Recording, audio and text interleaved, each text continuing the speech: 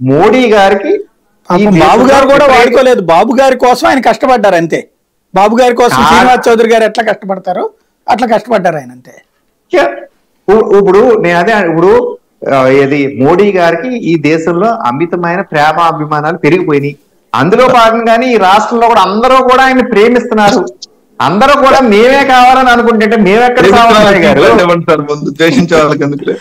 కాదు. అది అంటే ఇప్పుడు టోటల్ గా ఈక్వేషన్ అలా వచ్చిందండి ప్రస్తుతం మోడీ గారి మీద, ప్రపంచంలోనో దేశంలోనో రాష్ట్రంలోనో. కాబట్టి అందరూ మాయంగా చూస్తున్నారు. రానోళ్ళకి అల్లానేమో మళ్ళీ ద్వేషం, వాళ్ళు ప్రేమిస్తున్నారు నన్ను ప్రేమించట్లేదు ఈయనని. సరే ఆ విషయాన్ని పక్కన పెడితే మేము సీట్ ఇవ్వాలి అనేది మాత్రం మళ్ళీ వెంకటరెడ్డి గారు చెప్తున్నాం. మేము సీట్ అడిగితే మమ్మల్ని అడగచ్చు. ఇప్పుడు ఆయన పోని నేను బీజేపీకే కంటెస్ట్ చేస్తున్నాను, బీజేపీలో జాయిన్ అయ్యాను, బీజేపీయే నాకు ఇవ్వాలి అని కూడా ఆయన అక్కడ అన్నారు. సాయి గారు 3 పార్టీల్లోనూ ఎక్కడి నుంచైనా అన్నారు. మమ్మల్ని ఒక్కళ్ళే మీరు ఎందుకు చేస్తున్నారు అనేది నా వెర్షన్. కరెక్ట్, మంచి పాయింట్. శ్రీనివాస్ చౌదరి గారు ఇక్కడే ముగ్గురు బాధ్యతే. మీరు ఇన్నేళ్ళు నాకు తెలిసి చాలా ఏళ్ల నుంచి రాజకీయాల్లో ఉన్నట్టున్నారు. ఇట్లా నేను ఒక నియోజకవర్గంలో పోటీ చేస్తాను, పొత్తుల్లో ఎవరికి ఇచ్చినా వాళ్ళు నాకు సీట్ ఇవ్వాల్సిందే, ఇస్తారు అన్నటువంటి కాన్ఫిడెన్సో లేదంటే గనక అతి విశ్వాసమో ఆత్మవిశ్వాసమో, లేదా అట్లా సీట్లు సంపాదించిన వాళ్ళు ఎవరైనా ఉన్నారా రాజకీయ చరిత్రలో? సాయి గారు, శ్రీనివాస్ చౌదరి ఒక్క 10 సెకండ్స్ అండి. ఇది కూడా అయ్యేలోపు ఇంకొక మాట. ఇప్పుడు ఫస్ట్ మాకు మోడీ గారు రాకముందే జనసేన టీడీపీ ఒక సభ పెట్టారు. ఆ సభకు కూడా ఆయన వెళ్ళారు. ఆ టైంకి మేము ఇంకా అఫీషియల్ గా అనౌన్స్ చేయలేదు. ఒత్తిడి టాక్స్ జరుగుతున్న మాట వాస్తవమే. ఈ రోజు వాస్తవం అంటారు, ఆ రోజు నాకు తెలియదు అన్నయ్యండి. ఆ రోజు ఆ సభలో కూడా ఆయన వెళ్ళి ముగ్గురు కలుస్తున్నాయని ఆయన డిక్లేర్ చేశారు.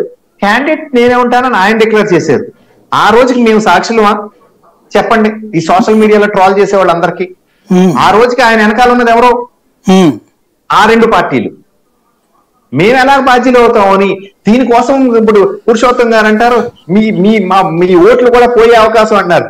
ఏమంటే ఇది నాకు అద్భుతమైన ప్లాట్ఫామ్. ఇందులో మా రెస్పాన్సిబిలిటీ కానీ మా ఫింగరింగ్ ఎక్కడైనా ఉందా? చాలా క్లీన్ గా క్లియర్ గా వెళ్తున్నాం మేము ముందుకి. అంటే అని కాదు, మీ అందరికి పొత్తు కుదిరిచింది ఆయన, దాంట్లో ఒక భాగం అసలు పొత్తు అయిపోతుందని ముందు అనౌన్స్ చేసింది ఆయన. ఏమండి ఇంకొకటి, మీరిద్దరూ కూడా మరీ అసలు కాదు వెంకటరెడ్డి గారు, అసలు ఆయన తారాస్థాయికి వాడుకుని ప్రేమ ఆయన నా నోటితోనే అనలేదు. కానీ మీ ఇద్దరు కూడా ఆయన అనలిస్ట్ అయ్యి ఉండి క్లీన్ గా సెంట్రల్ లైన్ మీద ఉండాల్సింది ఒక పాయింట్ ఇటు వచ్చే స్క్రాప్ అని అంటారు. ఎంతవరకు న్యాయం అండి సాయి గారు? మంచి వ్యక్తే కదన్నా, ఇంకో సీటు వెంకటరెడ్డి గారు ఇలా చూడండి, రాజకీయంగా మీరు కామెంట్ చేయడంలో తప్పలేదు.